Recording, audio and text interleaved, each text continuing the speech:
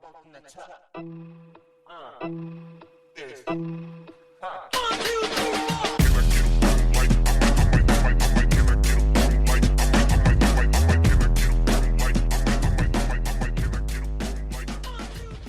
Hello, everyone. Welcome back to another episode of the Darko Ages. We are here today to talk about a coach that's not from the distant history, like at all. We're going to talk about James Franklin, who literally just got fired on Sunday, but we thought was still a great entry into this particular series because, you know, it's not hard to envision 10 years from now, as we're continuing this pod, talking about a what would be a coach that had a good but ultimately not particularly memorable career, and nobody I think epitomizes that better than James Franklin, given the run at Penn State that he's coming off of. And we thought it was a good entry point into talking about the college football landscape and where he sits and where football sits in this current moment. So yeah, that's what we're here to talk about. It's not a specific season, although we'll get into some of the more recent ones. But usually I start this pod by kind of asking my compatriots here, Zach and Pat, like what they were up to in 1999 when the Detroit Pistons and Grant Hill were roaming the hardwoods. In this case, I'll just say, what'd you guys do this weekend? What were you up to on literally Sunday? Kenny, I do believe that I was ranting and raving still at you about Michigan State football. So not totally indifferent from the podcast that we're about to talk about. I actually was traveling. I was in LA to watch Michigan lose pretty handedly to USC, and then flying home from LAX to Kona. My wife, got so fortunate. She got upgraded to first class. So it was me and my 5-year-old and 2-year-old, 15 rows back for the flight home. So she got the victory on Saturday night, and then got another victory Sunday on the way home. Kenny, I'm going to cut in here real quick. Anything happened with you this past weekend? No, this past weekend was quiet. A couple weeks ago, I think what you're referring to, I got engaged, so that's exciting. Yeah, time goes by quickly, man. Yeah, that was 2 whole weeks ago. You were ranting about Michigan State 2 weeks ago Saturday, and you were ranting about Michigan State this past Saturday. So when it's college football season, it's really hard to distinguish between them. But yeah, that was some exciting news, definitely since the last time we got together on the pod. So yeah, we're excited about that. Thanks for bringing that up. We've been telling our friends, but haven't really, put it out on social media and all that sort of stuff. So now I guess the world will know because of the many thousands of listeners to this pod. So I'll second them. Yeah. But thanks. We're excited about Matt. So would you say that your Sunday was better or worse than James Franklin's? What do you think? You're coming off a loss and you're on a 6-hour flight. What do you think? Yeah, I mean, I'm sure Franklin had a rough day, but he's got a pretty nice golden parachute out of there, and has a lot more money to, like he can hire somebody to watch his kids on a 6-hour flight or fly them somewhere or whatever. Doesn't have to deal with, screaming and fighting and bribing. At one point, I literally said they were fighting over who got the window seat, like right when we got on the plane, like screaming like as loud as they could at each other. And I was trying to bargain with them, like, we'll take turns. Somebody will get the window seat as we take off. Somebody else will get it when we land. So it's fair. And they're still screaming at me. And at one point I just muttered like that Dad would like to jump out the window right now. And somebody randomly, like a few rows away, was like, "You're doing great, Dad. Hang in there." So, at least some rando was giving me some support. I'm sure James Franklin probably gets some random support from people that see him in life too. Yeah, as you noted though, I'm sure being fired, never fun, but it's made a lot better when you've got a $50 million buyout or whatever he's got. He can spend his winter in Malibu or Cancun with Monty Williams. Do you think there's like a club, like the equivalent of Augusta National, but for like coaches who got fired but have massive buyouts? They just hang out and watch sports and like rag on other coaches. Be like, man, I can't believe, like, if I had that team, I'd still be coaching, as they sip Mai Tais and play golf all day long. Doesn't sound like the worst. Yeah, the one thing for Franklin is he was trying. Like Monty Williams was trying to get the buyout, whereas Franklin really was trying to do right by Penn State and win games and build for the program and just couldn't get it done.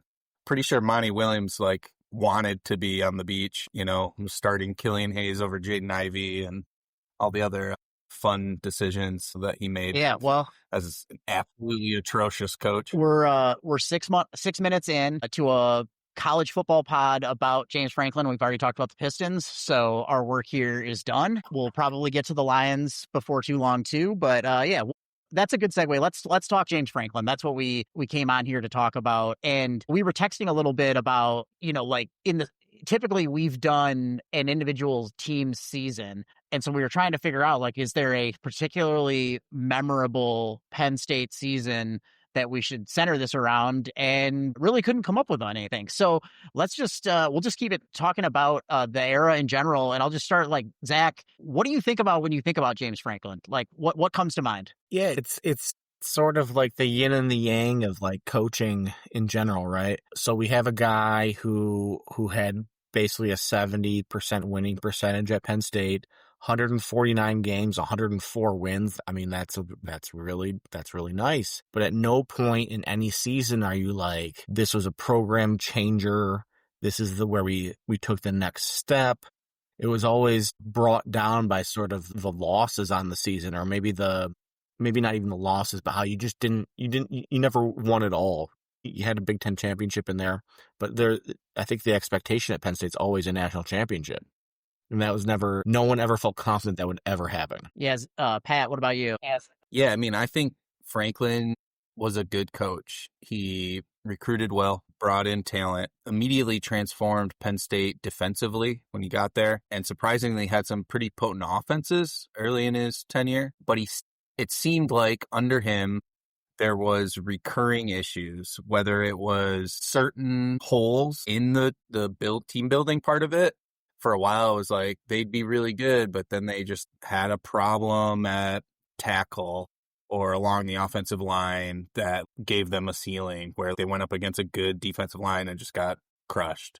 So they would either have a hole like that, a problem late, and then it was quarterback. I mean, Hackenberg just wasn't good enough, and the same with the last couple of guys as well. Yeah. So I think he was a good coach as far as culture, building a program, recruiting talent, getting guys, developing guys. There are a lot of Penn Staters in the NFL, but he had kind of some roster holes that held them back. And then the next thing was he just big games. So the team, I think some of it was probably their team just wasn't as good and they were held back by the talent. But then it started to become you could feel the fan base and the team itself all pressing in a way where I don't think they truly believed in those big moments. And even last year when they made the playoff run, it was basically just Penn State benefiting from the expanded playoff where the regular season played out like everyone before it had. Where they were better than most teams, upper tier Big Ten team, but not a real contender to win the title. Now they did win. They did win one championship. I think it was Franklin's second year in 2016. But as a Michigan fan, I remember Penn State coming to Michigan and Michigan beat them 49-10. It wasn't a championship team. They won a close one against Ohio State. And then Ohio State was able to beat Michigan, which allowed Penn State to backdoor on the last week of the regular season into the Big Ten championship game. So, but for Ohio State beating Michigan that day, and in that 2016, you guys are Sparty fans, but if you remember, it was pretty epic game between Michigan and Ohio State. There's a fourth down call that Michigan fans are still mad about with JT Barrett running that they think he was short. So the one time that he was able to win a championship, which that would take him out of our podcast, right? Teams that win titles, we're not going to talk about. But the only time he did that, he backdoored into it. It wasn't like they were the dominant team that were this title team So even that to me sort of kind of like epitomized his career, like in the big moment when it really mattered, when everything was on the line for them, they came up short. And that happened this year against Oregon. You know, they took the lead. Man, a lot. It's pretty crazy how fast life comes at you at college football. We have an amazing comeback. We take the lead in overtime with a touchdown and everything feels pretty great. You know, basically 15 days later, you are fired, you know, from being the number one team they would have been if they would have just stopped Dante Moore on that next possession to he's out. Yeah, Pat, to piggyback off on top of that, James Franklin, obviously the 3 losses in a row this year, but his teams were 4-21 versus top 10 teams and 1-10 versus Ohio State in their tenure. And I think that Penn State would probably call Ohio State their rival. They have like a rivalry pit and that sort of thing, but that's not who they're stacking themselves up against, right? So a 4-21 record is really not, that's just it. That is the whole narrative around him, is that these big games, there was nothing there. There was no substance. It was another loss. Yeah, it always kind of felt like they were a top 20 team, but not a top 5 team. That's kind of the way I looked at it. We should talk about like what that sort of being a program in that circumstance, sort of like how that fits into expectations and maybe led to where Penn State ended up with him. But I think to kind of go back through, so he coaches 3 years at Vanderbilt, 2011, 2012, 2013, wins 9 games twice at Vanderbilt. And you do remember people being like, winning 9 games in Vanderbilt in the SEC is quite an accomplishment. So he was like probably the hottest coach out there when Penn State hires him. And we're going to kind of just go through his career at a really high level. Comes in 2014.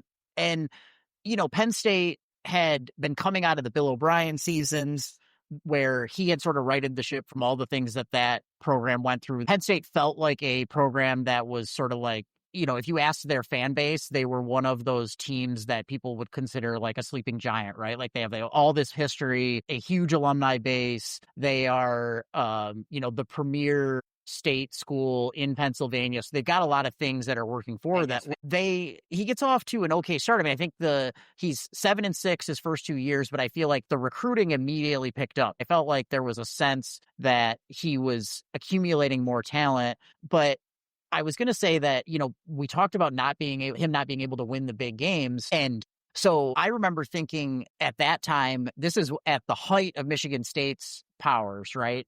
And I basically had no real fear of Penn State. I wasn't like, this coach is going to come in and upset us. It just felt like there was, for whatever reason, it never felt like he was the type of coach who was going to get more than his talent had, or was going to like spring a huge upset because he devised some sort of, game plan that people weren't anticipating. It felt like he was kind of trying to line up and beat teams. And once he had some time to establish his program, he mostly did that, right? He rattles off 11 wins starting in 2016, the season that Pat just talked about, where they kind of backdoor into the Big Ten championship. He goes 11, 11, 9, 11. 2020 is the COVID year. They go 4-5. That whole year is like a total mess. He's in 2021, he's 7-6. And I remember there were a lot of whispers about his job at that point, but then he comes back and goes 11, 10, 13 wins the next 3 years until we get to this point. What I think was kind of interesting is like, we're fans, Zach and I are fans of Michigan State. Pat's a Michigan fan, as I'm sure listeners have realized now because of all the references we've made. But we spend a lot of time thinking about or watching the Big Ten, right? And I don't really know, like, what would you guys say from a stylistic or like coaching philosophy? What do you think was James Franklin's thing, right? Like, I don't know that I ever really felt like, I felt like his identity was recruiting really good players, which isn't a bad identity to have. But like, if you think about Iowa, right, you just know they're going to run the ball constantly. They're going to play ugly games. They're going to play good defense, and they're going to try to grind out wins. There are a lot of teams around the Big Ten that have sort of an identity like that. I don't really know what Penn State's was. Like in terms of how was he trying to win other than having the best players? What do you guys think? Yeah, I mean, to me, that kind of speaks to that he was like a CEO type coach, and it depended on the coordinators he hired. So he had Joe Moorhead when he had Trace McSorley and maybe some of those Saquon Barkley years, and they had a really potent offense, and that was kind of the first iteration of them being good. And then I think Moorhead moved on to a head coaching job, and then their defense kind of carried them for some of their other good seasons, and that was like I think like Brent Pry and then Manny Diaz. So they've had some good defensive coordinators. Franklin was a defensive guy before he got his head coaching job at Vanderbilt, but I think was he like a wide receiver? I think he played offense. So it was weird that he like came up as a defensive coordinator, I think. I could be wrong about that. Maybe Zach knows. Zach doesn't know that off the top of the head, but I think our special guest who should be coming on, in a little bit here, will probably be able to speak to that. His Kenny, it's a great point. You want your school, you want any sort of program that you are running to have the identity so that fans can attach themselves to it. And I think you hit the nail on the head. There really wasn't one with Penn State. Some of his offensive coordinator hires include Ricky Rain, Kirk Chiaroka. I should be able to pronounce that a little bit better, probably. Mike Urich. I mean, none of these guys are really lighting the world on fire. What exactly was he trying to run there? Was he trying to be a pro-style offense? Was he trying to be a finesse team? You consistently recruit in the top 10. Like, to me, you should be able to just do whatever you want at any point. And it was never like that. Some of that was their quarterbacks were never sort of lighting the world on fire.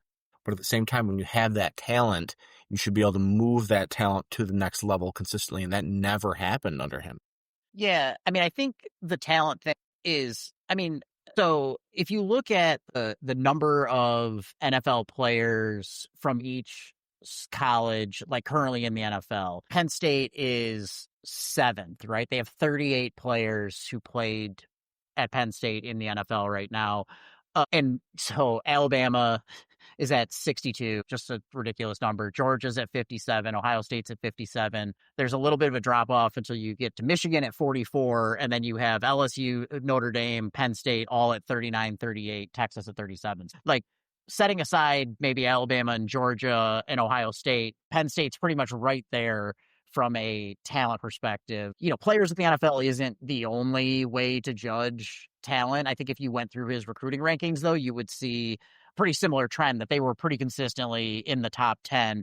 And I will say, I did always feel like they had, and whether this was the structure of the offense or an eye for talent, his run of running back talent was really impressive. I mean, Saquon Barkley, maybe the best running back in the NFL, certainly one of the best over the last 4 or 5 years. Miles Sanders before that, he's still in the NFL. Their current running backs, Nick Singleton and Katron Allen, really like pop when you watch them. So, that's kind of one of the things, like if I was thinking about identity, it does seem like they have consistently been able to run the ball and have had talent there. But Zach mentioned the quarterback play, and the list of quarterbacks is a little less impressive, right? Christian Hackenberg was an interesting one because he was somebody that the NFL scouts seemed to really like, and I just straight up never got. I mean, I watched him play in all those Big Ten games, and I was just like, this dude looks like the player that NFL talent evaluators like want, because he's big and he has a strong arm, but like his play was just never that good. And then after that, it's, Sean Clifford, Trace McSorley. But I thought what was interesting is that Drew Aller, this year's quarterback, was getting a lot of NFL buzz. Now he just got hurt. Who knows like where his NFL future is gonna land. But it did feel like they might have had a bit of a limitation at quarterback relative to the teams he was trying to beat, right? Because the pool he was trying to swim in was not beating Wisconsin and Michigan State and Iowa. He was trying to, the fan base's expectation was that he was competing for national championships. And, Trace McSorley in some of those big games did not feel like he measured up to the guy across from him. Yeah. So a couple things.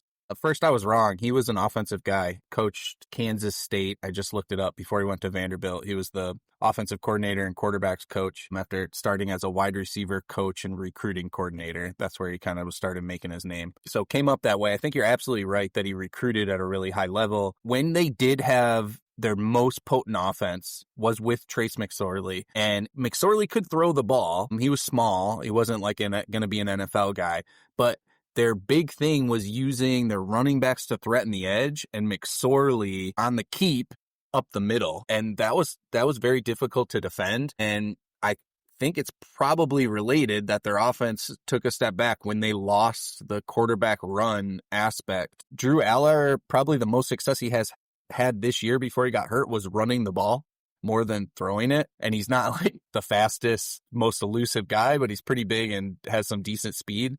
And would make, like, on 3rd and 7, like, it felt like they couldn't convert through the air, but maybe he could run for it. And that was kind of how they, like, came back against Oregon and moved the ball when they were trying to come back against UCLA. Yeah, so, I mean, you mentioned it at the end there, Kenny. They came up short of Penn State fan expectations. Are Penn State fan expectations just not realistic? And every team in college football wants to be able to win the championship. Penn State certainly has some advantages, but are they really at the same level as Ohio State, Georgia, Alabama? Michigan got there, but I think Michigan fans even have unrealistic expectations. Like, it's going to have to be everything goes right.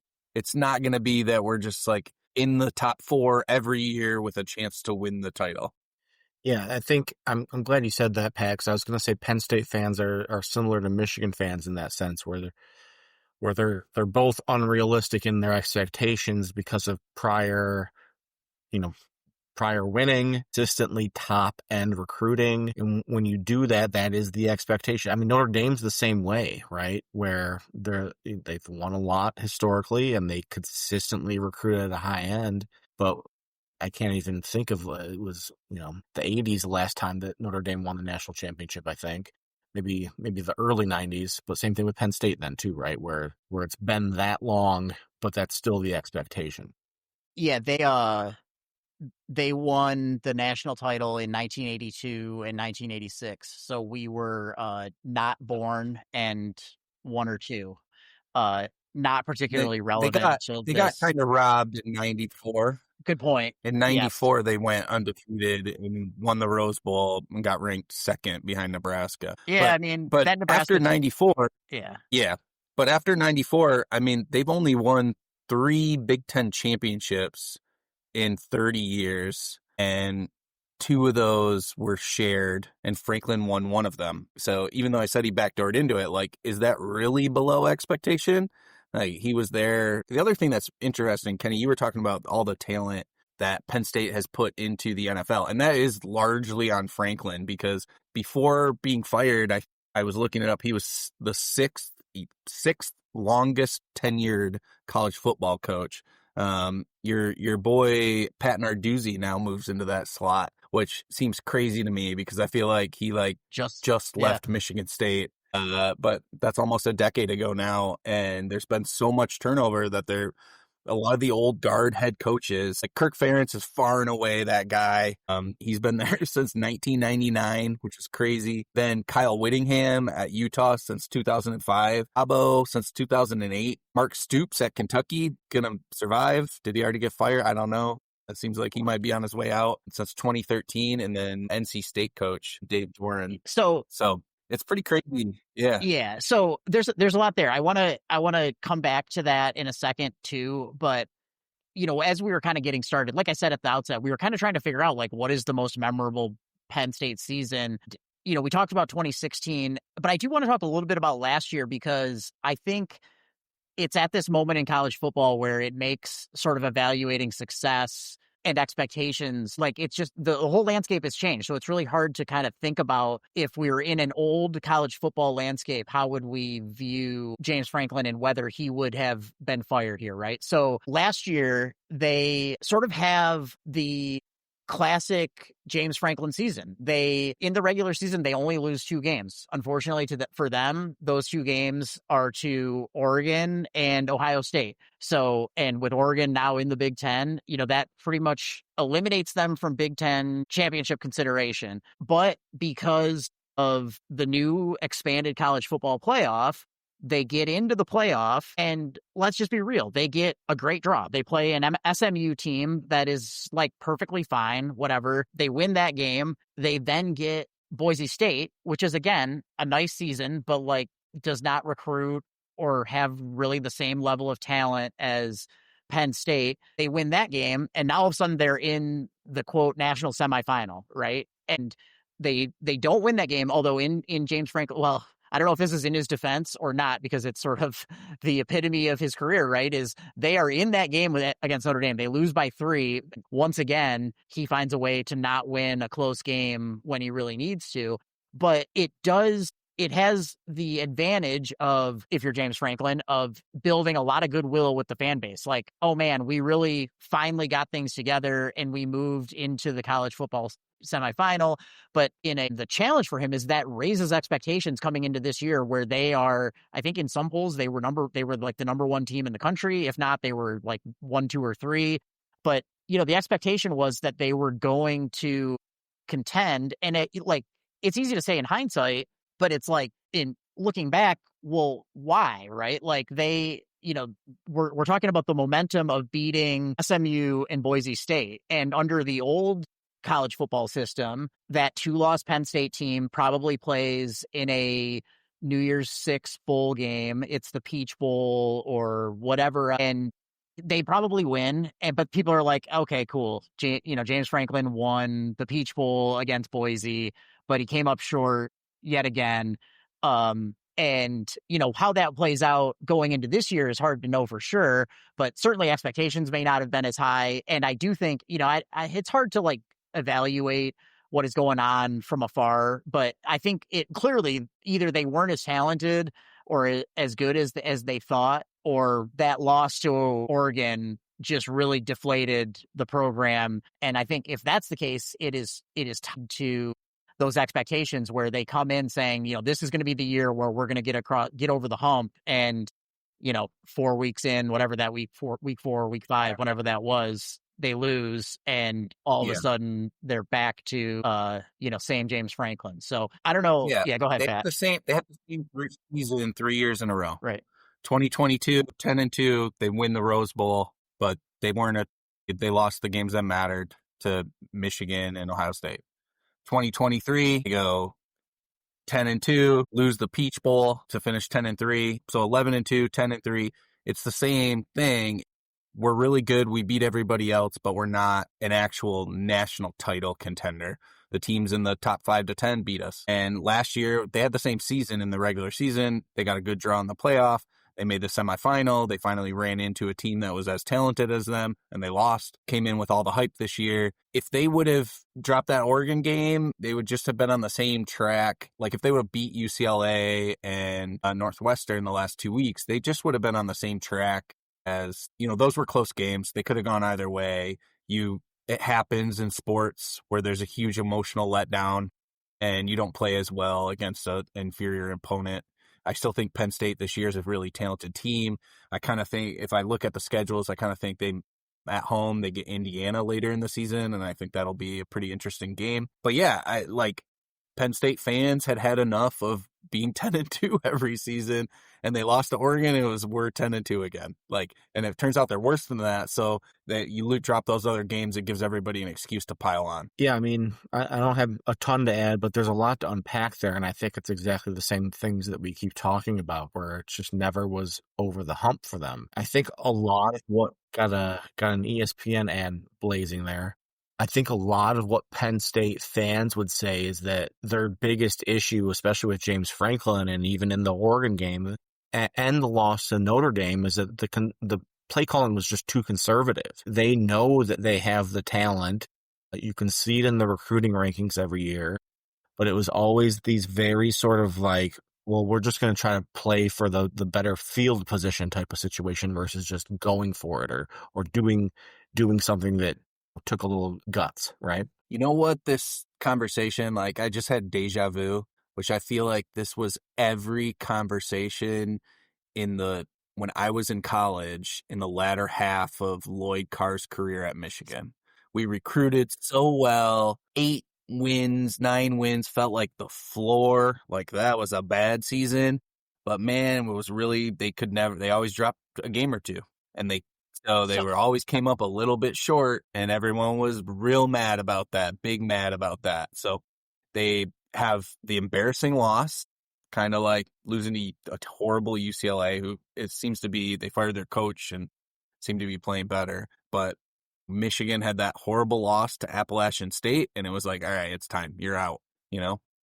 Yeah, And it kind of feels the same to me. It feels like that was the same conversation. It was, we always have the talent advantage, but the thing is the coach got you the talent advantage. Not the next coach might not. And he might be better at scheming up a great scheme if he had it, but getting the talent advantage is part of the job that goes into the whole thing. So, I mean, be careful what you wish for.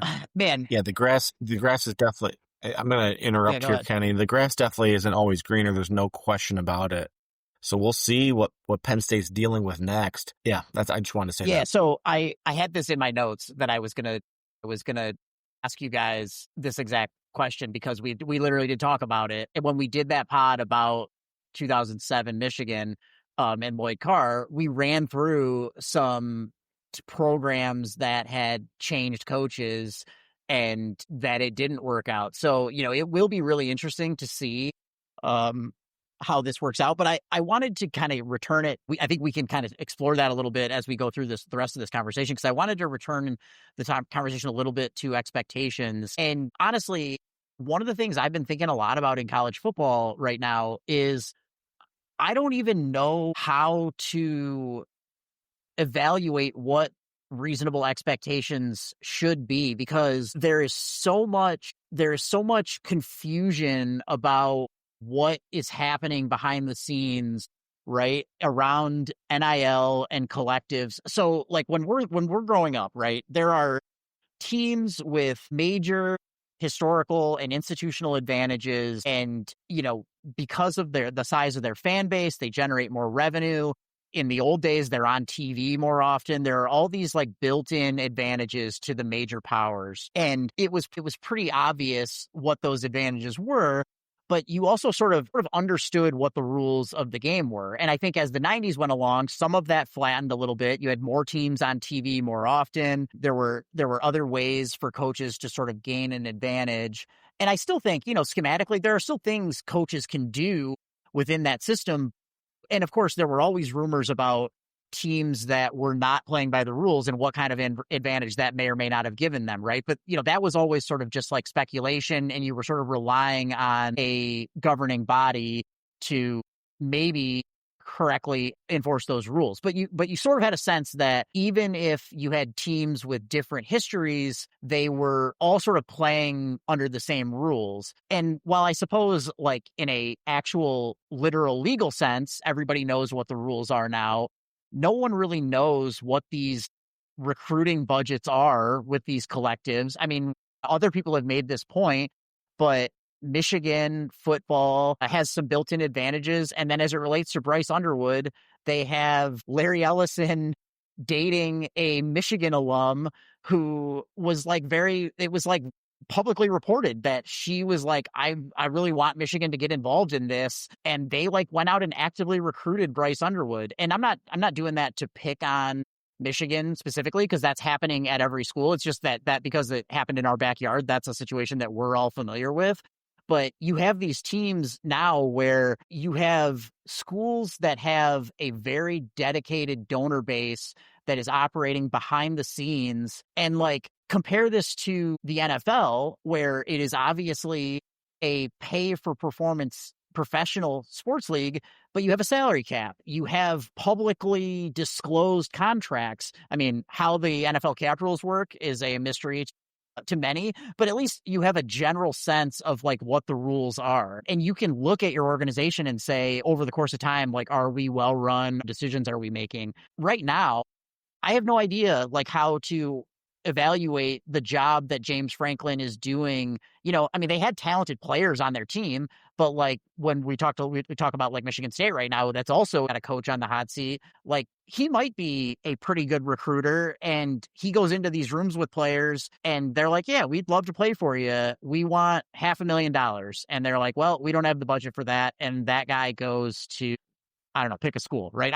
We have no idea what is actually happening behind the scenes, which I think makes it sort of foolhardy to really try to judge. I mean, I presume that Penn State is playing in the deep end when it comes to NIL collectives, but I don't know that for sure. Like none of that stuff is particularly publicly reported. So, like Pat, what do you think about, how do we even, I mean, and you mentioned Dabo Swinney, who one of the longest tenure coaches, they're 1-3 or 2-3 or something like that. And he's like publicly railing against his team. People are getting tired of him at Clemson. So it's just like really hard right now to even understand what the expectations should be across college football. Yeah, it's a great point. So I think you touched on a lot of things there. If I were to judge prior to NIL, if I were to judge a college football coach, I would say 3 key things. You could maybe expand it to 4. Go into being a great coach. 1 is recruiting, the players, the talent you bring in. Certainly some programs have some advantages. There are always rumors about who gets paid and under the table and that stuff. But programs with a lot of tradition, that were on TV all the time, have a history of winning. World-class facilities. It's easier to recruit to those. Yeah, it's easier to recruit to those places. They spend a ton of money on, their facilities. It's easier to recruit to those places. So there was always some of that. How much of the recruiting is the program? How much is the coach? And that was always hard to understand. Then you have, okay, how do you develop the players you get? And then how do you scheme on a week-to-week basis to win games? And those are separate things. You can be an amazing recruiter and a shit schemer, or an incredible developer who, doesn't know how to scheme. I think you are absolutely right. And then the 4th thing I would say is just kind of overall leadership. When you come in and create, like we talked about, an identity of a program, and then you can recruit to that identity, develop to that identity, build out with that identity. So some guys really are just good leaders, and you can tell, and they have success as a result. Like Kurt Signetti comes in, and I don't think it was because of amazing, like they brought in some nice guys in the portal, but I think he knows how to lead a group of men to get the best out of them. And it's scheme too, development, but it seems like he made them believe in themselves in a way that Indiana never did before. So there's those factors, and we could always judge coaches, all those things go into winning football games. I think you're absolutely right that the first part, the recruiting piece, now it's harder to judge because we don't know how much, I don't know how much Sharon Moore at Michigan is to be credited for Bryce Underwood, or if it is purely just a financial decision that his family made based on Michigan ponying up, or how much was it Sharon being able to glad handle to get that money in, and how important is that now? You need to be able to talk to the donors and keep them invested and make them want to donate for you. So the job has certainly changed, and I think that it is harder to tell. I do wonder if there's going to be more of an emphasis on the other parts and less on the recruiting piece, because if it comes down to money in general, then it has more to do with, you would want your head coach to then be more involved in the X's and O's. You want an elite scheme guy who can develop players and get the best out of them, and then leave the recruiting up to your general manager and your recruiting team that's separate from football, and sort of make it they're in player acquisition, we're in development and team building. Kenny, I wanted to say real quick here, Graham Couch made a point on a recent Spartan Speak podcast that everyone should probably be shifting their mindset and how NIL functions with college football. And that's that because of the money and because of how teams can change year to year so much, a college football coach might have a 5-win season followed by an 11-win season. And that's going to be probably more of the norm versus what it was in the past where a whole offense might just change one year, right? Where you're not going to have the same consistency year to year that you did in the past. The universities and the donors are going to have to catch up to that quickly, and they're not going to be catching up to that quickly, especially donors.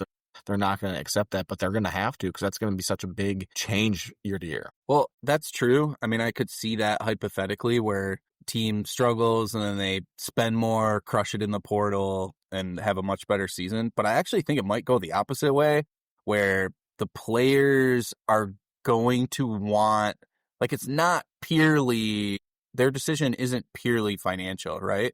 Like, they want the coach and the program that's going to get them to the NFL. That's where their really big money is. And the one that's going to win and it's going to do really well. So, like, Cignetti did well in the portal. Was that Indiana, like, opening up the coffers in a way they never had before? Or was it, like, players being like, oh, he's really good, I want to go play for him? No, that he brought in his whole team from whatever that Old was, Dominion, James Madison. Yeah. Last Yeah, year. but he did well again. this year. Yeah, Yeah. he did well again. I mean, he brought in the Cal quarterback who, like, looks like he's going to be the first pick in the draft now. So, and maybe, I mean, that's the point though, right? Is like they're doing incredible, and then maybe another team wants to offer the Cal quarterback more money. Maybe Michigan does, right? Because Bryce is going to go to Bama or something, whatever it is. And there's just going to be so much more shifting that as fans and as donors, you're going to have to get used to these peaks and valleys that are going to happen rapidly in succession, which isn't necessarily the case for James Franklin over the last decade or so. And maybe our special guest can talk to that a little bit here, Kenny. Yeah. For the listeners, Alexis, Zach's lovely wife, and our friend at this point has joined us. And Alexis is the most rabid Penn State fan that I know. So who better to talk to about the James Franklin era? So Alexis, we're just gonna let you cook. What when we say the words James Franklin, what comes to mind? Where does your head go? I mean, that's kind of a loaded question, isn't it? To start off, here's the thing about James Franklin. Was I happy with everything that he did at Penn State? No. Overall, do I think he needed to be fired? Yes. Actually, after when they lost the Northwestern game, I looked at Zach and said, James Franklin is going to get fired. And he said, you're crazy. That is never going to happen. And I said, I guarantee you in the next 24 hours, he is not going to be the coach of Penn State anymore. I knew it. I just felt it and I know it. And I thought maybe the only reason they would keep him around maybe through the end of the season was to knock a couple million off of his insane buyout. But I had a feeling that he was not going to be at Penn State any longer, unfortunately, because overall, I think he's a really good person. I think he really cared about those players and really respected them. And I think he was a good coach. He won a ton of games. I think there would be a lot of programs out there that would love to win 9, 10 games a year and, go to a good bowl every year and be fine with it. And while he did win a lot of games, he didn't, unfortunately, win the big games that he needed to. And it sort of became a running joke. You've seen the memes, you've seen the social media, that he just couldn't get it done. And unfortunately, I think the Oregon game just absolutely broke them. And I think his one big failure in the season was after that game when they were just, I think that they were mentally just destroyed. He couldn't get them back on track.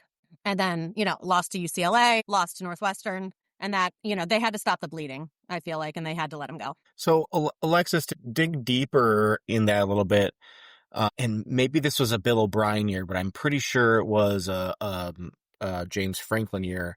We were in Kenny's living room watching a Penn State and Michigan game. You were just like, being a very passionate Penn State fan, like there's no chance that we're going to win this game. It's James Franklin. He's going to blow it somehow, right? So talk about that a little bit. I mean, you mentioned the memes and all that sort of stuff, but that's been your mindset for his tenure for the whole time, in spite of him having a 70% winning percentage. I agree 100%. I feel like there was just like something, and they would make a wrong play in every single big game that would end up costing them the game. And now whether it was him or his offensive coordinator or whatever it was, I can pinpoint exactly in the Oregon game when they scored their last minute touchdown. I 100% think they should have gone for 2. 100% go for the win, go for 2. Do not take that into overtime.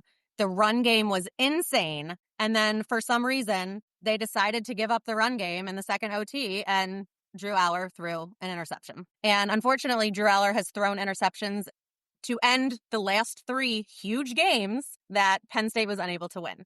And so every time, whether it was clock management or just making a really dumb decision, he just couldn't get it done. I couldn't get over that hump. And I don't know what it was. I don't know what it was about him because, he'd win a lot of games every year. But when you lose to Ohio State and Michigan, and then, like a big matchup every now and again, and you're losing to them consistently, you can't do that. You can't do that every year. Yeah, so I think that's a good segue because before you got on, we were trying to talk a little bit about like what are Penn State fans. We're having kind of a general conversation about like how do college football fans even like figure out what their expectations should be. But speaking about Penn State specifically, like, do you feel like you should be in that tier with Ohio State and Michigan and Alabama, like competing for national championships? Or if you're just like a notch below that and say he at least wins those games, if not every year, he wins them once in a while. Like, do you think say he never won a national championship, but he had at least won a couple times against Ohio State? Are we having a different conversation? Or do you think the expectations are so high at Penn State that it's like, if they're not a true national title contender every single year, that the fan base is going to just want to move on? What do you think? That's a great question. I think that, overall, I think Penn State is still a very desirable place to want to play football and want to coach. I think that if he could have pulled out a couple big games, he would still be the coach of Penn State. I don't think anyone, let's think about the last 15 years of Penn State football and everything that they've been through. I don't think any team would expect, repeat national champions over and over and over again. I think winning the Big Ten would be helpful. I think he did it once in 12 years. I think if he could have won the Big Ten a couple times, I think if he could have just done a little bit more and it didn't become such a running joke that he couldn't win a big game, he would still be the coach of Penn State, unless they still lost to UCLA, Northwestern, and then I still think he would be done. But I think if he could have pulled out a couple more wins, a couple Big Ten championships. Because let's think about this. We went to great bowl games most of the years, New Year's 6-day bowl games. They were getting it done. It wasn't enough, unfortunately. Which is for me, maybe Pat has a different opinion on this as a Michigan fan, but for me, it looked like it was getting enough done to me. But that's why when you said that to me in real time, I was like, there's no freaking chance they're going to fire him. You're going to win 9 or 10 games again this year, and you still might win 9 or 10 games this year. And I would kill for that. I would love that. Yeah, Pat, you looked like you were going to jump in there for a second. Yeah, it's hard. They were a top 15 team basically his entire tenure, but they weren't a top 5 team. And so, are you happy being the 12th best program and a consistent program at that? Teams pop up, teams fall out. They were consistent. They were not. It wasn't like he missed bowls every 4 years. They were always kind of pretty darn good, just not elite. So, just as a note, for comparison's sake, we mentioned James Franklin, a career winning percentage just under 70, like 0.698. Mark D'Antonio, 132 and 74, 641 winning percentage. So a lower winning percentage than James Franklin. Now, at the end, Mark D'Antonio was on the hot seat, but they were coming off of not double-digit win seasons. So, but I was going to say, it's interesting how those narratives take hold in terms of big games, where I mentioned D'Antonio.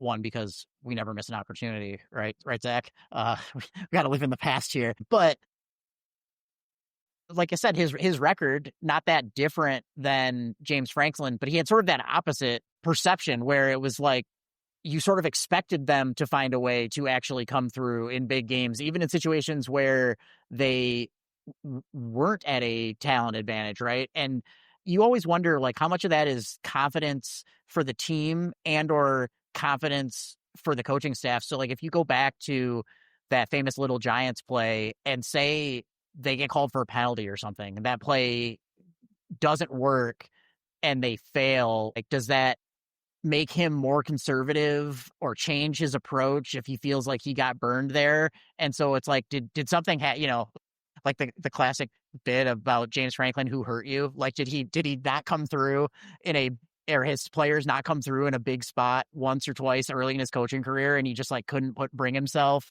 to take those kind of risks?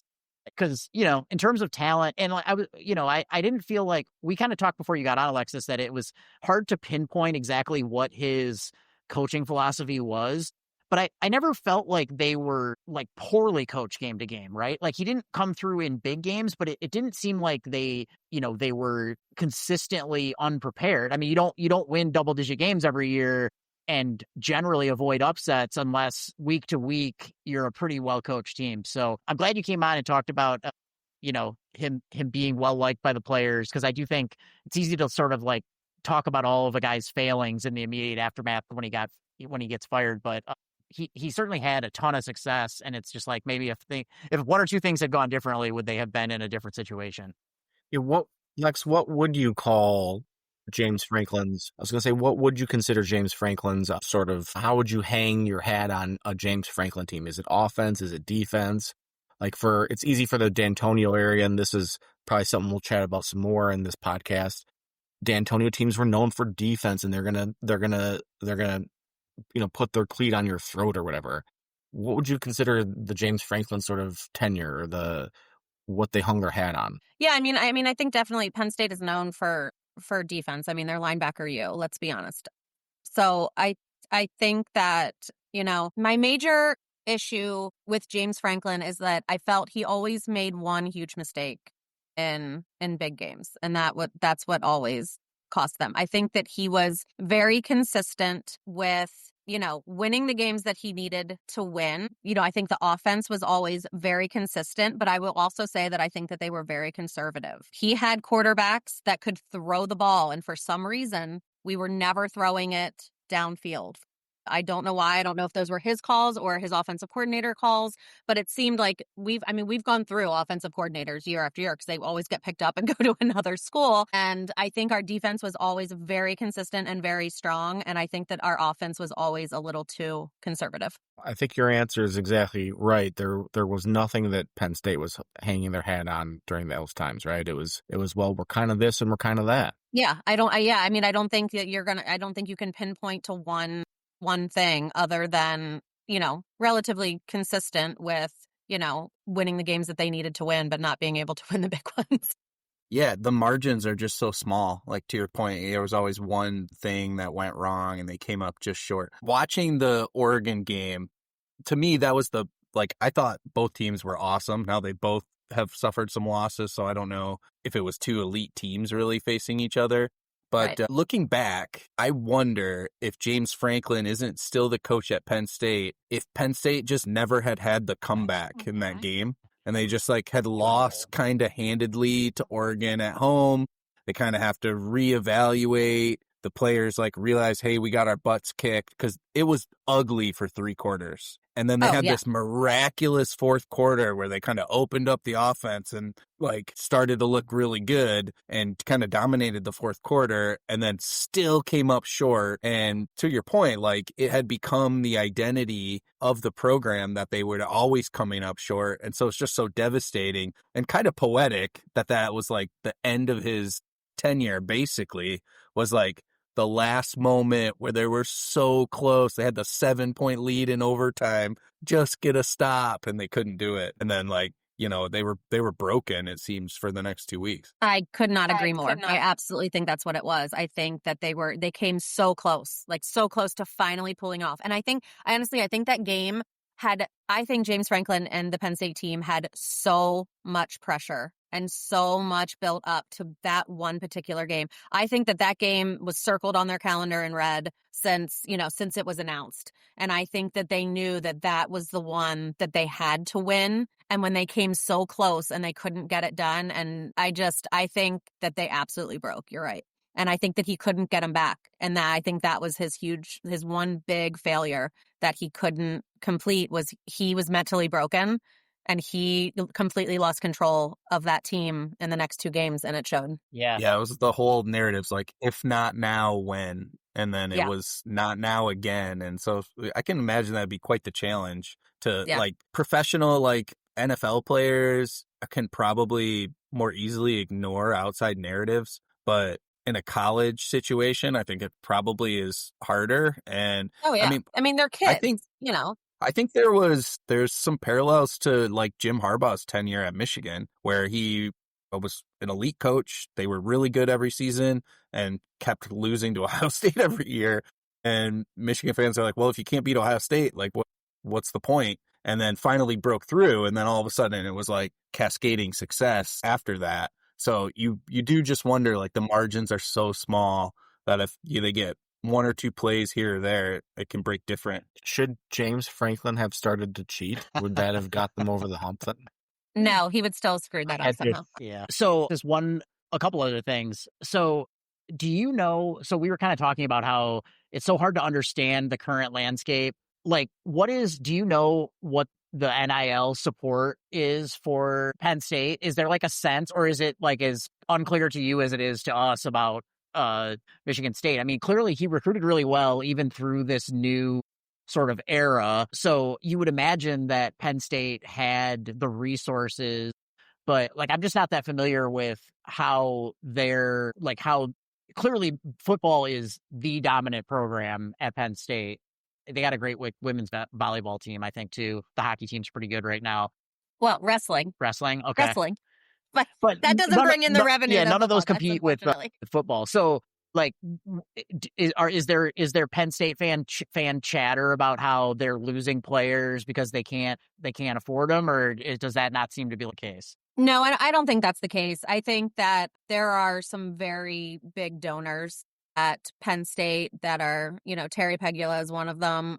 He's putting a ton of money into it. I mean, they just did a $1 billion renovation on their stadium. And unfortunately, they gave away the naming rights, which I wasn't crazy about. But another very, very wealthy alum, has his name on it now, which is fine. But I don't think that they're hurting from a donor funding NIL situation at all. There's been a ton of rumors going around about who's paying James Franklin's $50 million buyout, which I find very interesting. But, there's been some big names thrown around about who's helping to pay that off. And then, how much are they going to give for, a new coach essentially. So I don't think funding is an issue, or NIL is an issue for Penn State. Buyouts are an interesting discussion now, because is it in the same pool as your team building NIL pool? I think that's an interesting thing. Like, do you get one donor or a group of donors to cover the buyout and somehow separately because they want the coach fired, and then you're able to maintain the same pool of resources for your next, recruiting class and portal class and current players? Like how to use those resources is pretty interesting. And then the other thing behind the scenes that I always wonder about with the most recent coaching changes is, we kind of talked about this, like evaluating the coaches.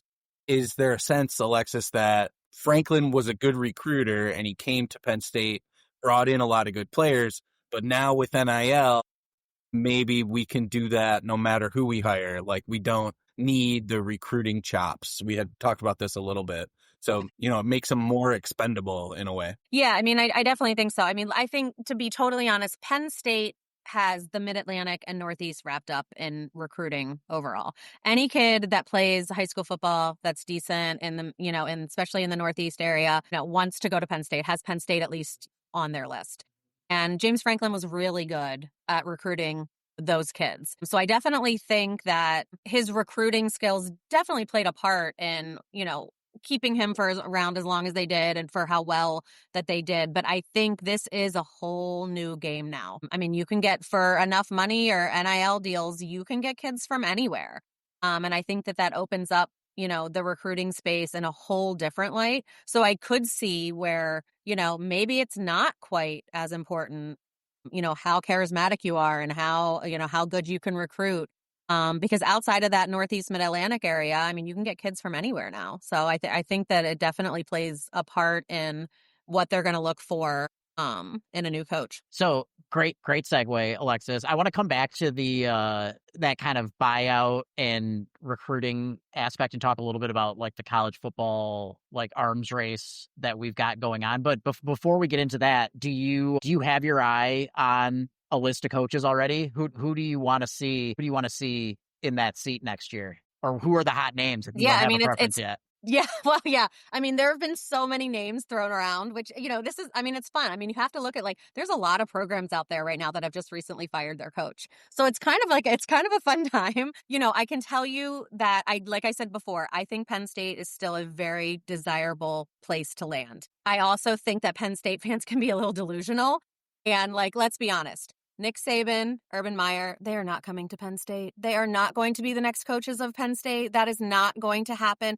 Marcus Freeman is not leaving Notre Dame to come to Penn State. So I think that we could offer them as much money as we wanted to. And I don't think that they would ever take the chance to leave what they're doing right now. So those people are not coming to Penn State. I can tell you that much. Now, Kurt Cignetti, do I think Penn State hands him a check and says, write your number? I do.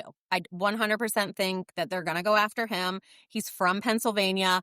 Penn State loves a Pennsylvania guy. And I wish they didn't so much, but, he's done really well with IU. Obviously, he's actually coached at several schools and done huge turnarounds in all different levels in D2 and in several schools. Do I think that he is going to leave IU? No, I don't. I don't think that he's got a good thing at Indiana. Let's be honest. He's 65. Indiana's probably a pretty low pressure situation over there when it comes to football.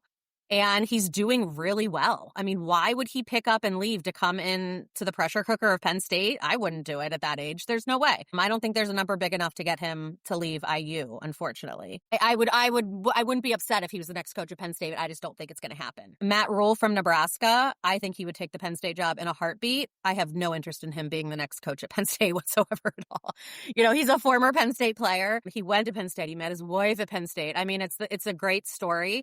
I do not think he's that good of a coach, and he actually has a worse record in big games than James Franklin does. So I don't even want to entertain that. But he would jump on it in a second, I think. I think for me, I would be super interested in seeing Dan Mullen from UNLV as the next coach. He is from Pennsylvania. He played college football at Ursinus, which actually is my grandparents' alma mater. But, he's had success in the SEC. He has a fantastic bowl record. And I would be pleased if he was the next coach of Penn State. I also see someone like Matt Campbell from Iowa State. He's been at Iowa State for 10 years now. Could he make a jump into the Big Ten and have some success? He's young enough. I think he would be a solid coaching hire as well. But number one on my list, I would say, is Eli Drinkwitz from Missouri. I've never talked to Zach about this at all, and I'll tell you why. So I think he's young. He has had good success at Missouri, and he is currently playing with Penn State's former backup quarterback, Bo Pribula, who left last year, who went to Missouri. And Bo still has a year left after this year. He's a Central Pennsylvania boy. He is from my hometown, and the fans love him. And I would love if he came to Penn State and brought Bo back with him. Are you surprised, Zach? A lot to unpack there. There's no question about it. Sorry, I just did my whole gamut of who I don't want, who's not coming, and then who I would like. Yeah, so in general with coaching searches, I think often getting a youngish guy is probably the move. Eli's in his 40s. He's a little older than me. That being said, he's not a Pennsylvania guy, and I do think that matters. It's a similar situation for a Michigan State coach. I think having a hatred for Michigan matters in the Michigan State coaching search that may or may not happen soon. And I think having a Pennsylvania guy matters for Penn State. I think having the Mid-Atlantic ties is a thing, but maybe it doesn't matter anymore with NIL stuff, right? Right, but I do also say, but Eli has several Pennsylvania players on his current roster that he has recruited from Pennsylvania. So maybe they all just come home with him, and that would be okay. And also, maybe Penn State doesn't need a Pennsylvania guy. Let's be honest.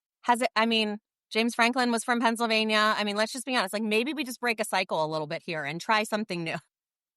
Yeah, it can't hurt at this point. People from outside of the state can drink Rolling Rock too, right? It can be an acquired skill. Yes. From the glass tubs of Old Latrobe to the There. mountains of Arkansas or Missouri or wherever Eli's at, Missouri. Missouri. Well, yeah, I should not have expected anything less than like an all-encompassing list. There were names Sorry. I'd never heard of this Eli person, but if that's who you want, I'm on board.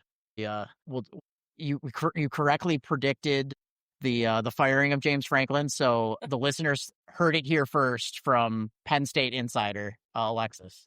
We will see. His only downfall is that he wears a visor, and I don't trust a man in a visor. So it's his only downfall, but we can fix that if he comes to Penn State. Can we interest you in a Jonathan Smith? Great. Comes cheap. Maybe you guys will get James Franklin. James Franklin's going to get picked up somewhere. It could be by Michigan State. Yeah, I feel like we would have to be throwing in some players to be named later to make that deal work based off of the It'll be interesting to see where he lands. To be honest, someone's going to pick him up. Franklin. Yeah, for sure. I mean, if he wants to, I mean, he Alexis, might be able do you think to. that he would have success? I was just going to ask, do you think he would have success if he went to Michigan State? Do you think Franklin would have success if he went to Michigan State? Like, could he get them to the level of winning 9-10 games like he did at Penn State? I mean, I think he could. I think he has the ability to get it done. There was always just one piece missing. If he can figure out what that piece is, and get out of his head so much, I think he could have success wherever he goes. Yeah, and he had success at Penn State too, right? It just wasn't enough for Penn State. And that's a great transition, right, Kenny, is that, we kind of mentioned it pre-pod that maybe we should talk about this, and there's been some inklings that Jonathan Smith might not survive the upcoming weekend here, Saturday, basically. If it's a big blowout loss, which it probably will be, a lot of sort of, people that are close to the program are saying he's going to get canned, right? And suddenly James Franklin is available. So, I mean, Kenny, would you have any reservations or hesitations about something like that? The money, let's not even think about the money. That's what billionaire alumni are for, right? What would you think about a James Franklin hire at Old Michigan State? I mean, I'd be into it, I think. I mean, you can't really argue with his track record of success, and I don't know who else is out there. I don't know, Alexis, how old is he? I don't know off the top of my head. I mean, as Zach mentioned, there's, kind of an argument for bringing somebody in who's a little younger. But so he's 53. 53. He's 53. 53. All right. So, he's got quite a runway left. So I wouldn't be opposed to it. I mean, honestly, if they moved on from Jonathan Smith, I don't want to denigrate him that badly. I think Franklin would be a great candidate. I'd be open to them going through like a robust search. I mean, I wonder if James Franklin wants to go immediately back to coaching, right? He's got a pile of money. If I were him, it might not hurt to take a year or two off, let the landscape settle. And frankly, the Michigan State job is an interesting one, but we talked a little bit about how unclear the college football landscape is, and the Michigan State landscape as it relates to donor support and other things is a little murky. This is going to be a good segue into talking a little bit about sort of the college football arms race and what that means for college football, but they have been at times willing to step up, but also in a way that has not always been productive. I mean, frankly, they were the ones who, in 2021, when Mel Tucker was having his one epic run on the back of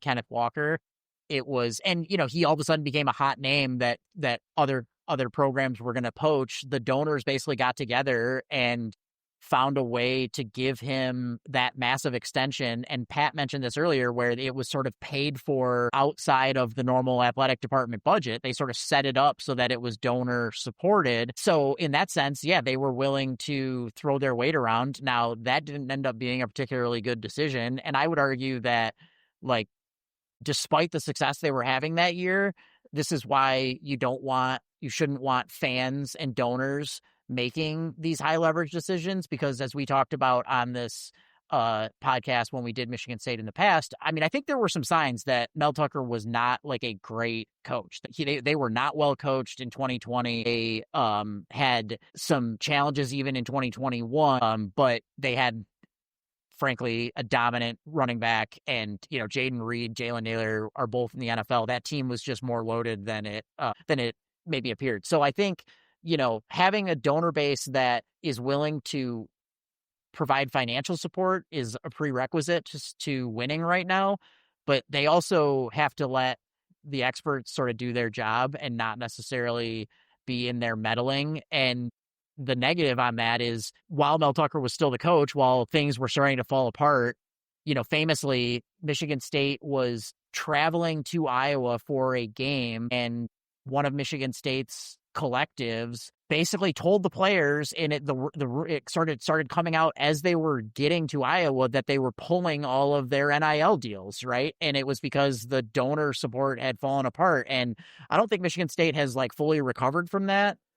They were able to step up to keep a couple of key players, keep Aiden Childs. Again, it's not exactly clear like what his exact compensation is, but clearly he would have had offers from all over the country. So I don't really know. I mean, I think there are certainly MSU donors with very deep pockets, but like what their willingness to continue to pay is a little unclear. I think Franklin's the type of coach that probably would rally them, but supposedly before they hired John Smith, the donor base was really pushing for Urban Meyer, which personally was not something I was supportive of. But in case you guys have not heard, I am still not a billionaire, so nobody asked me my opinion.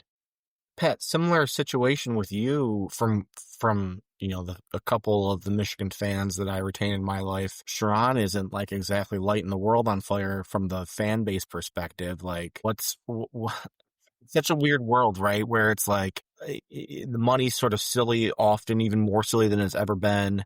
How does this all play together for fans and for donors? I mean, where's Michigan sitting in? Yeah, I mean, Sharon it's getting late early for him. Michigan fans, you can kind of look at it two ways. You're coming off a national championship, so you're being handed the best of the best. So you should expect a lot of success. Or you can look at it the other way, where like, you're coming off a historical overachievement of what the program had done for 30 years. So should we really, like, there's going to be some regression to the mean. So, I mean, I don't know. Like, I think it's too early to make any sort of definitive statement on Sharon. Right now, the fan base ire is mostly targeted at the defensive coordinator, Wink Martindale. They brought him in. He was the former Ravens defensive coordinator who they had famously hired, Mike McDonald was an assistant to him. And then they brought in Jesse Minter, who was another. So they kept hiring Ravens assistants to come run their defense and had a ton of success. But Wink has kind of come in, and the worry is that he kind of like thinks he's too good for the job. Like he's smarter than everybody and doesn't really do the like fundamental college football things. That's kind of where the fan base is at. I think there's some murmur, like some people are starting to sour on Sharon Moore, but I think he'll probably be given, unless like they totally crater and like lose out or something, I think he'll be given next season with Bryce Underwood as a sophomore to kind of see what he can do. Where does Penn State go from here, Lex? What's like the you got your interim coach Terry Smith. Like, what are the vibes? What are we thinking here? I mean, Terry Smith's been around for a really long time, and I think he's well respected. He played football at Penn State, and he's been around for a long time, and he's been the assistant, head coach essentially for the last, 4 or 5 years. And he's also the cornerbacks coach. But I think he's well respected. I think honestly, this season could go anywhere. Drew Aller is out for the rest of the year. So we have a very young green quarterback who has not seen a lot of playing time. We have to go play at Iowa this weekend, and that's never a fun place to play. I think that if they can somehow get a win at Iowa, maybe this season can be saved a little bit. I still think, they lose to Ohio State probably because they have to go play at Ohio State. I think it could go either way, and I do think it really hinges on how it goes at Iowa this weekend. Honestly, I could see them losing every game for the rest of the season. And then I could see them, trying to squeak out a couple of wins, to be honest. I mean, honestly, it's because Drew Aller's hurt. I have no idea what this quarterback is like. I don't think, has he ever seen playing time? I don't think so. So, very limited play time this year. And I don't know what to expect for the rest of the season. I'd love to come out with 7 wins. I don't know if it's going to happen.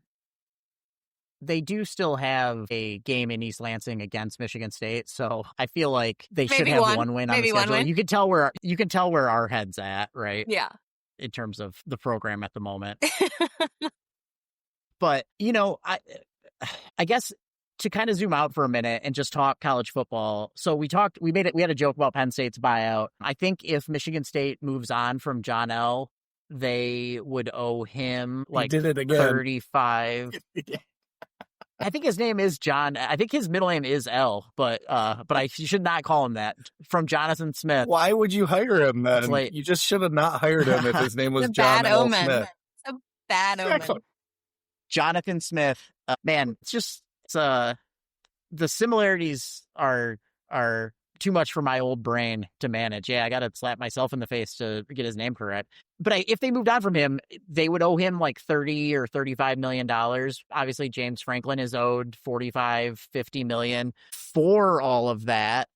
There was just an article, I think, in The Athletic that college coaches are owed more than $200 million in buyouts at the moment. Is this fun? Like, what are we doing? Right? Like, this is just, it's just ridiculous. And coaches' salaries have been going up relentlessly for quite some time now. But like, at some point, this feels unsustainable, and it's probably not a coincidence that this week we also had the reporting that the Big Ten is in conversations with private equity to infuse capital into all these different programs. We'll see how that plays out. But like, Zach, just setting aside Michigan State specifically, like what's your vibe as it relates to the college football landscape, and like, where is this heading? It'd be great if either they right the ship with Jonathan Smith, or if they knock their next hire out. But even setting that aside, like I just don't know where the future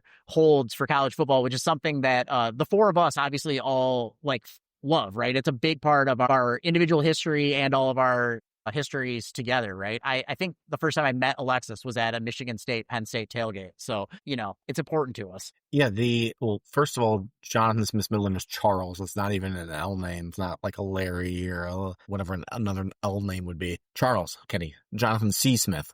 He's earning those L's, though. No, since he's earning L's, that's for sure. It might become Jonathan L. That's funny. But no, for a long time, I think we all said, if we were to look back 20 years ago, 15 years ago, whatever, we all said that college players should get paid. They make so much money. They're doing all these things. They sell jerseys, etc. The Fab Five famously got in trouble Chris Webber had the quote about seeing his jersey sell, but he couldn't buy a hot dog or whatever it was. But it seems like NIL was done too quickly. There was no thought behind it. And everything that's transpired since then has made college sports, less fun to me. And it doesn't even feel like pro sports, really. It's just sort of like this mess where there's no sort of consistency. There's no sort of, the funness of college sports is that you're supporting your college, right? You're supporting this regional team. And we've talked about this in previous pods, and NIL has sort of destroyed that.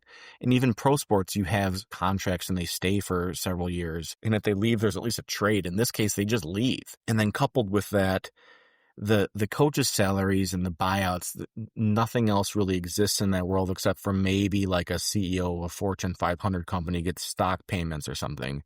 But if you're Jonathan Smith, if you're James Franklin, outside of just wanting to win, why ever be successful? Like, you should get this contract, have this fucking, pardon my French, $57 million buyout, and tank and get your buyout and coast into the future the rest of your life. It's so silly that that's a thing that exists for college coaches, where the whole goal is to win, not to have to lose to get your buyout, which it seems like that. I do wonder if future contracts will have less buyout money, and now, like, that programs will say that hems us in too much.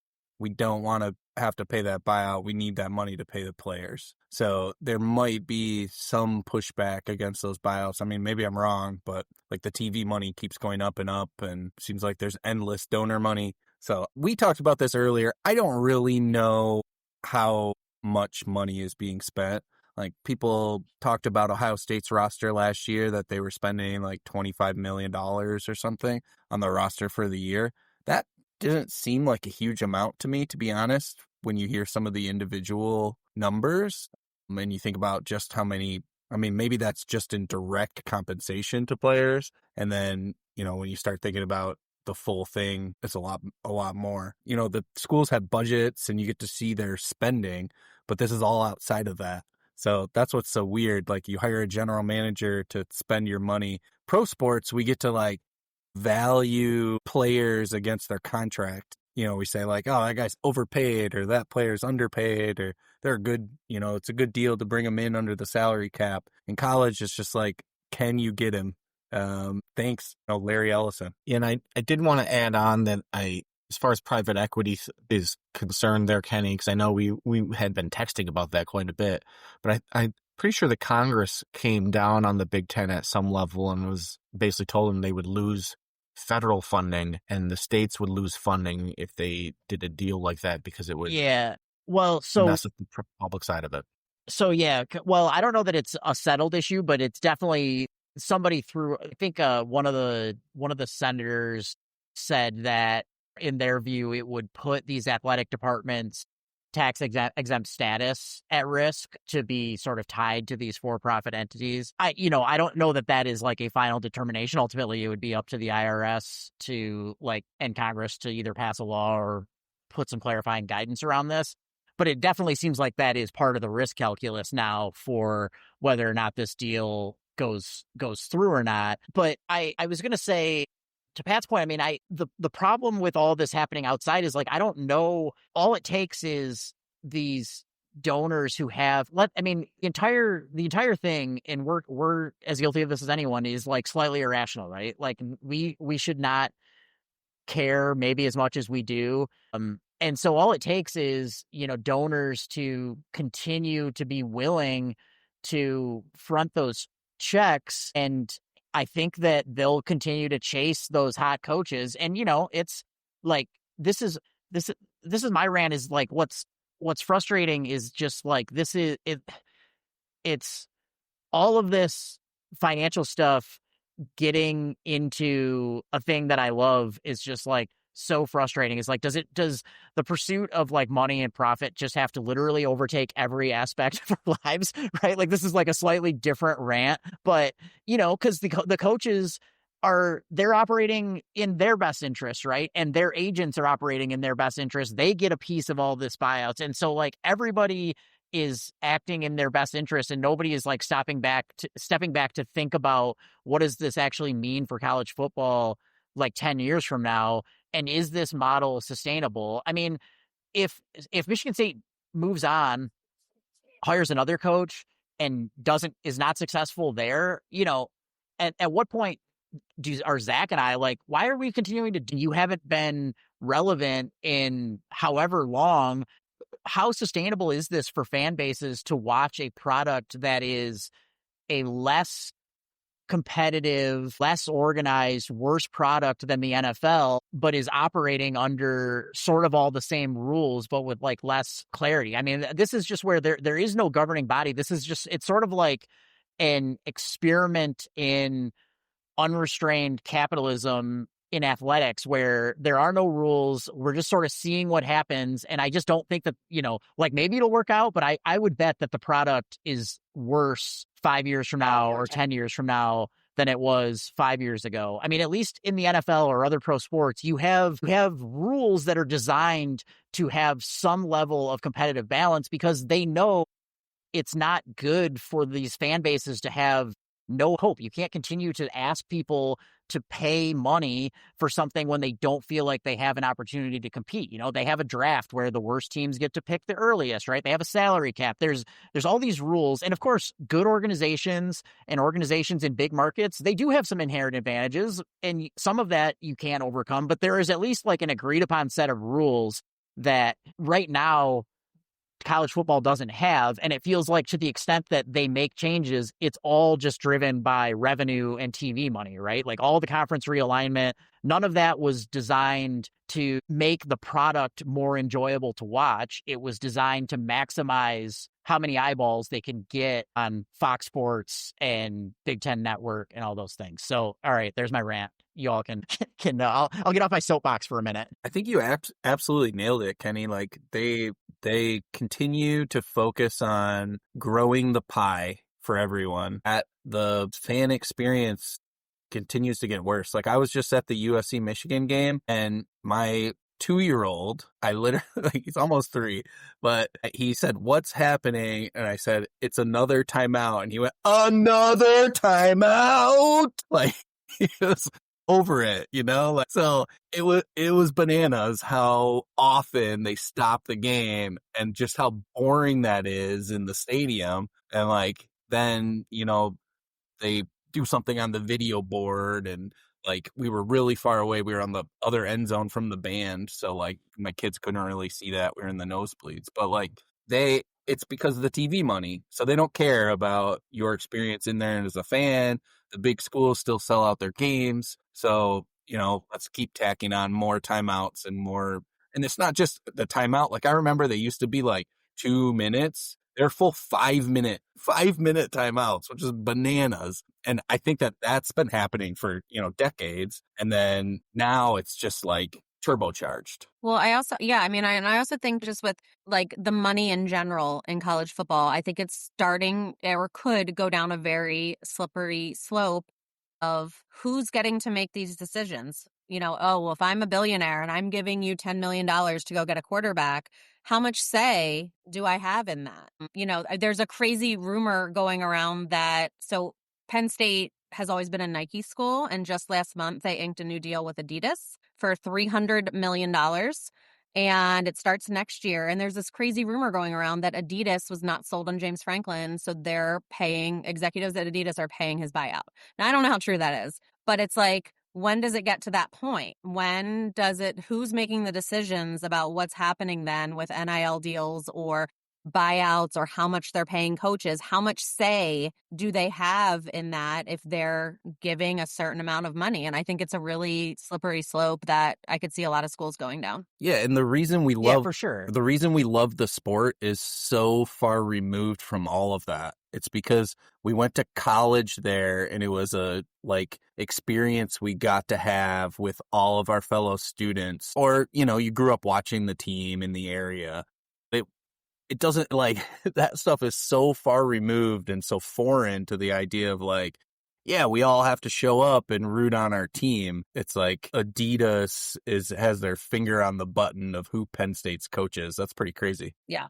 Though I'm not happy about the Adidas deal, but whatever. I totally agree. I mean, I joked about it, but it, like, if I didn't share the tickets with Zach, like, it's the social experience that we all have that keeps me like coming back. And I suppose, nothing that they do can eliminate that, right? But they're not keeping me because of any decisions they're making. They're keeping me as a fan because of all of my history that is separate from where the program, Michigan State in specific, but the sport is in general, right? And, we'll see whether this private equity thing actually happens. Maybe the tax consequences will be real and they won't go down this road. But just looking at it from afar, and there are already some rumors about what schools don't want to see it happen. And it's generally schools that are in a much better financial position currently and don't need. So, the ESPN article I just read that I copied was like, the framework of the groundbreaking deal would send a significant infusion of money in the range of $100 million at minimum to each of the Big Ten schools.